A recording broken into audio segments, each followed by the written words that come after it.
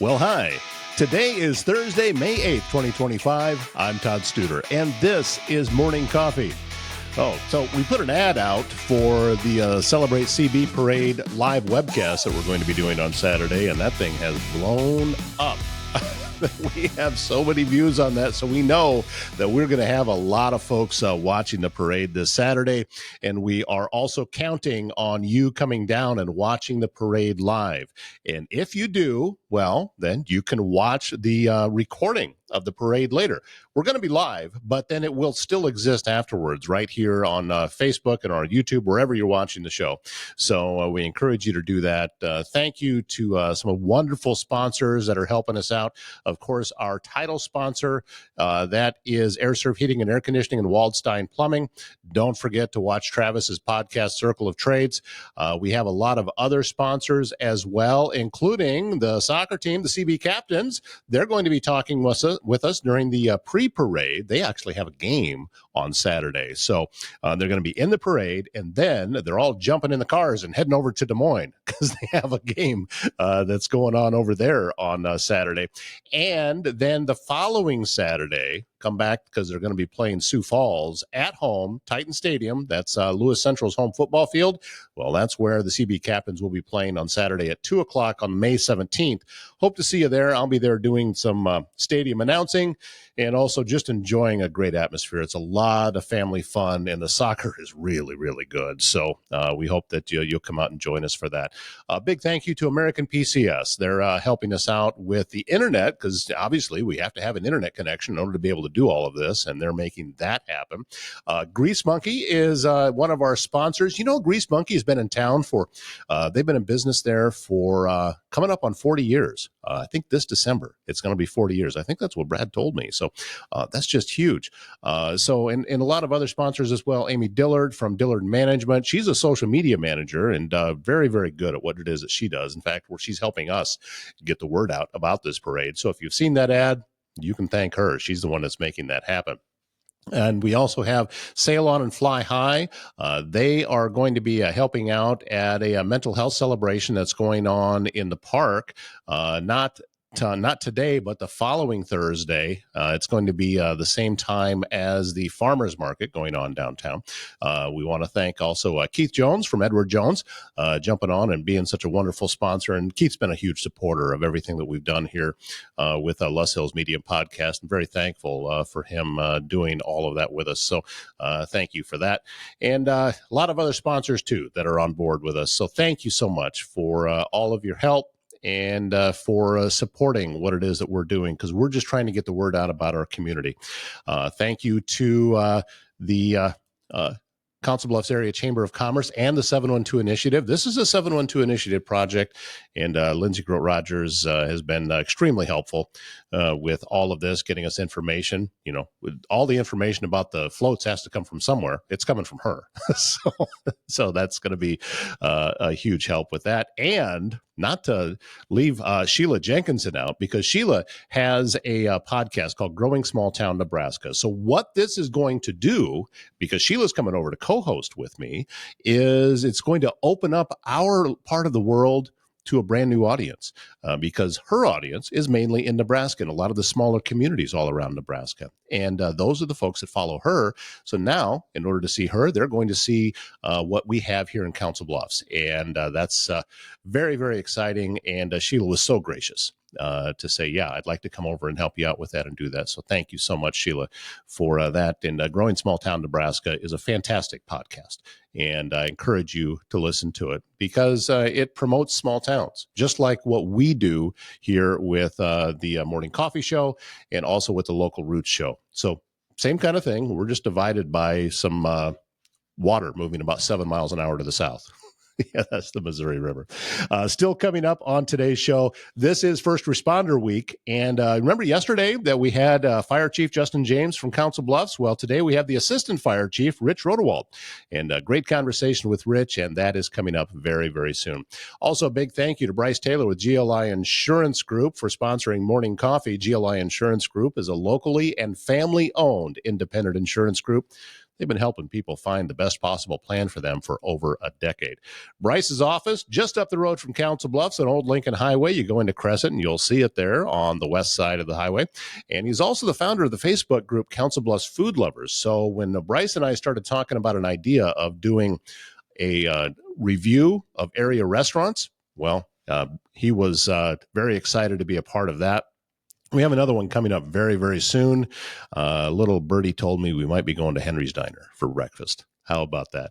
Well, you know, and it's right on the sign, and it's true. There's nothing finer than Henry's Diner. So look for that in an episode of Morning Coffee coming up very, very soon. If you're navigating the healthcare system, you know, it can be challenging, frustrating, and time-consuming for you and your family. That's where My Nurse Healthcare in Council Bluffs steps in. Nurse advocates provide one-on-one guidance and support every step of the way. With a dedicated nurse by your side, you'll get the right care from the right provider at the right time. Visit mynursehealthcare.com or give them a call, 402-250-8465. Well, do you have a leak, a clogged drain, or planning a big remodel? Waldstein Plumbing in Council Bluffs has you covered. Fast, reliable service and expert craftsmanship, handling everything from small repairs to major installations. Locally owned and trusted, taking pride in doing the job right the first time. Residential or commercial, big or small.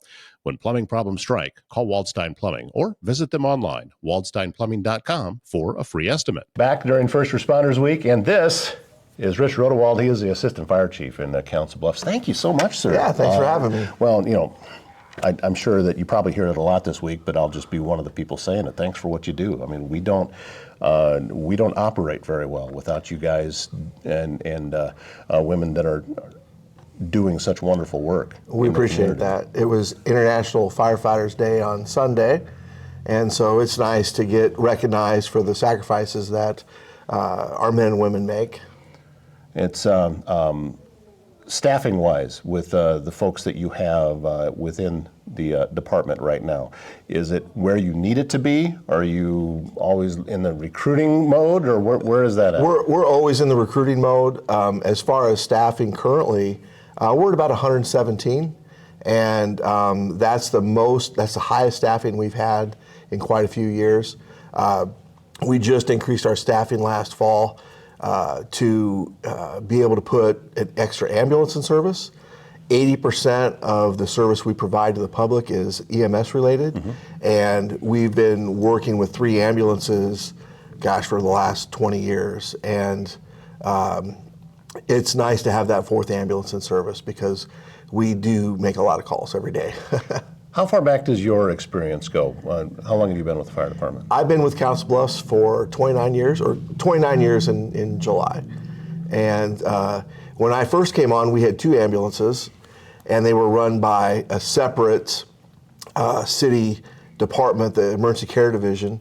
And the fire chief at the time, Alan Byers, had the forethought and the vision to know that we needed to take on EMS to ensure the survival of the fire department, because fires are down. The number of fires we go down every year, just because of better building codes and better public awareness about fire safety. So we really needed EMS to sustain the fire department, and so he got the city to bring on those emergency care division paramedics. We put them through fire training, and the fire department then took over the daily operations of the ambulance service. But 2 ambulances, all those years ago, we thought we were busy then, and we were going on like 4,000 calls a year, and now we're over 12,000 calls a year, and we keep pretty busy. I can tell you that when someone needs you, they're really glad that you're there. And I'm one of those people that it happened, well, where are we at now? A little over 23 years ago, but I fell off a ladder, and it was you guys that came and got me and took me up to the hospital. And you don't think about things until that time happens when you need it. For most people, it may never happen, but boy, you sure are glad that it exists when you do. And we always remind our people that, for them, this is just their job. This is what we do every day. But for those people that are calling, that could be the worst day of their life. And so we're always trying to reinforce that, to have the compassion that we need for the citizens that we serve, and I think our people do a pretty good job of that. Well, you talk about it just being a job. I think that I might disagree with you a little bit on that, because I think that there are certain things that people do in life that it stops being so much about what they do and it's about who they are. Mm-hmm. And being part of the fire department has always struck me that this is part of who they are, and that's the ones that you want to be able to have there, because mm-hmm. You're gonna get the most passion and the most dedication out of them. Yeah, we need people that have a real desire to serve. If they don't have a desire to serve the public and serve their fellow man and make some sacrifices, then they won't have a happy career in the fire service. They'll burn out and they may move on, and it doesn't happen very often, but sometimes it does, and that's fine. It's definitely not a career for everybody. Some people over some time decide that they'd be better off working in other jobs, and that's fine.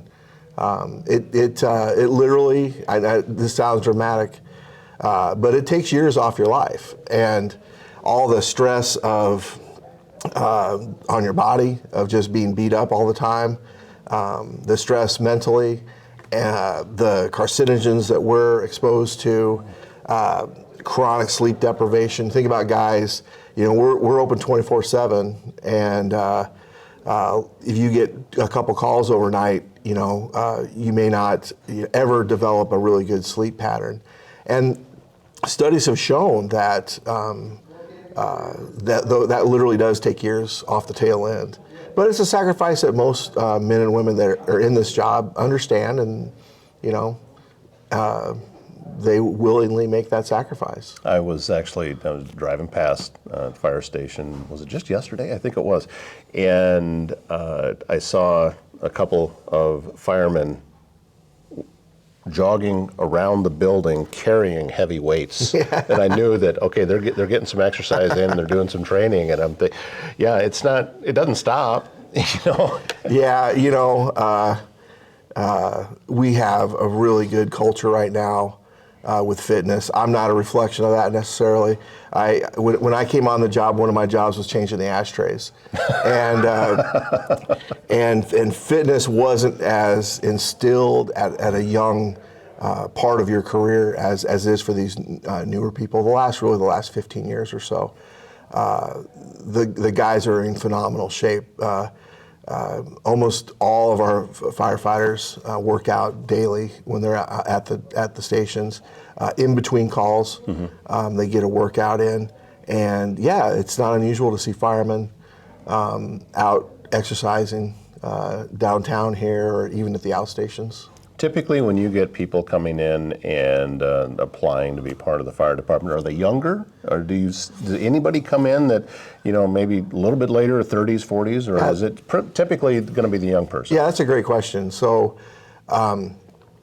we just did testing 2 years ago, and we had a good mix. Yeah, the majority of them are 22 to 28, but we had lots of people in their 30s. That were in the mix. We've hired people in their mid to late 30s. Since I've been on the job, we've hired a couple gentlemen that were in their 40s that worked the minimum 22 years and then they got out. But there's a place for everybody, really, as long as there's a strong desire for the job and they're physically able to do it. Yeah, we have a mix. We're a pretty young department now, but when we have people applying, we do have a good mix of people.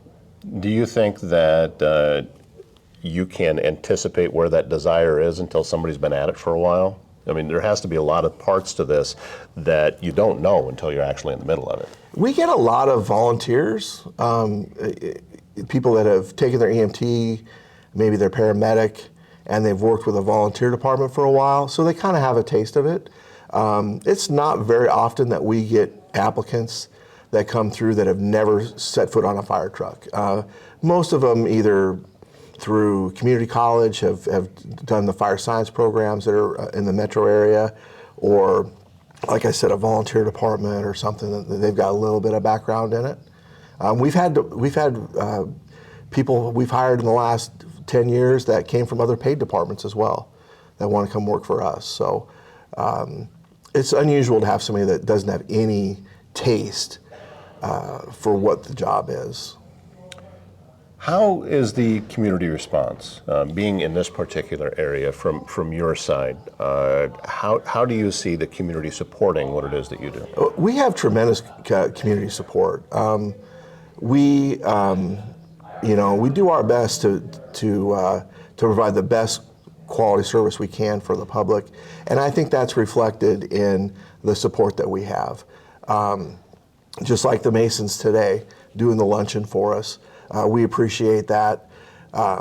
Noon Rotary does an annual Firefighter of the Year award. They're always very supportive of us. They just did that a couple weeks ago, and we were very thankful for that. We're visible in the public, and I think that helps. We do a lot of things in the public that people appreciate. We do a lot of public education, and I think our support's tremendous of the citizens of Council Bluffs. Yeah, it's one of the things that I like about living here is that this particular area really supports service organizations, the first responders, nonprofits, things like that. Mm-hmm. I mean, you can see that I've been pushing this mentality as hard as I can here lately, that people want to consider Council Bluffs is part of the Omaha Metro. I disagree. Mm-hmm. I think Council Bluffs is the biggest small town in Iowa. Mm-hmm. And that, we cooperate a lot with Omaha, and we have to have that cooperative relationship, but we are separate, and things are different over here. And I think that's one of the things, is that it has a small town feel, even though we have over 60,000 people in town, but it still has a small town feel. Yep, for sure.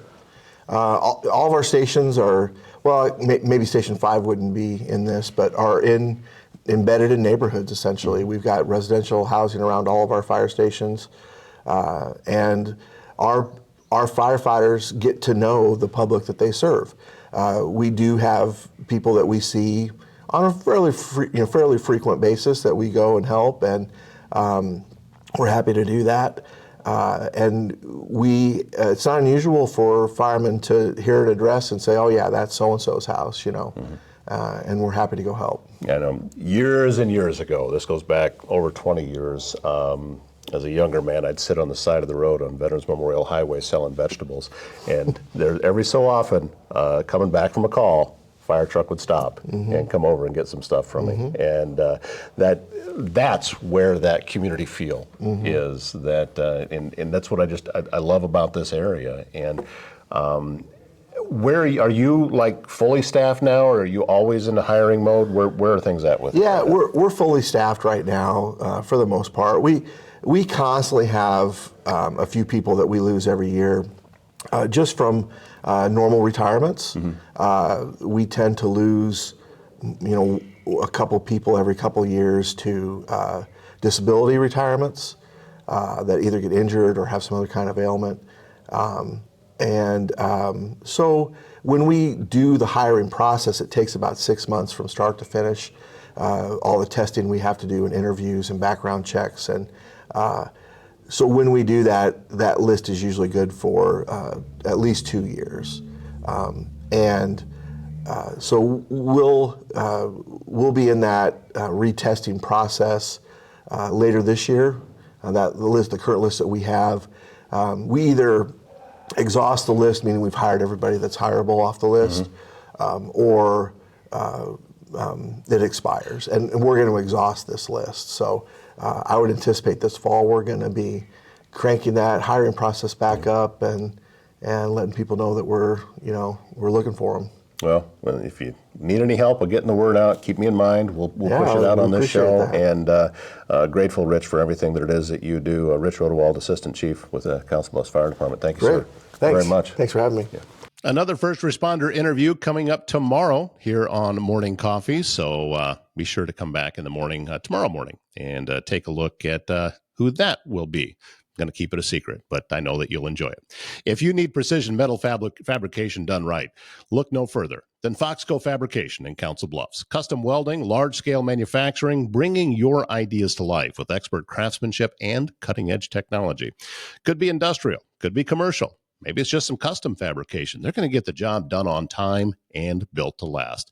Take a look at all of the different marketing items that they can create for you, from large to small signs to business cards to etching on slate coasters. Could be glass etching. All of these things can be done. Rick Graybill is a genius at all of it. So go to foxcofab.com and take a look at what it is that he has to offer.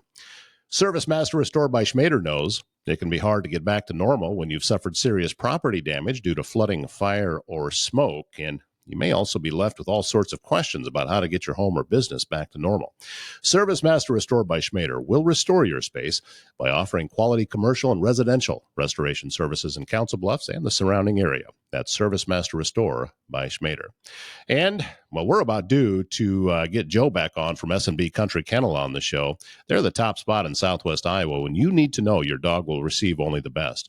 Boarding, daycare, grooming, self-washing, training, and even a membership available to a dog park over an acre in size. S&B Country Kennel also has rescue dogs, so check with them about adoption possibilities. S&B Country Kennel, located just west of I-29 on Bunkie Avenue, south of Council Bluffs.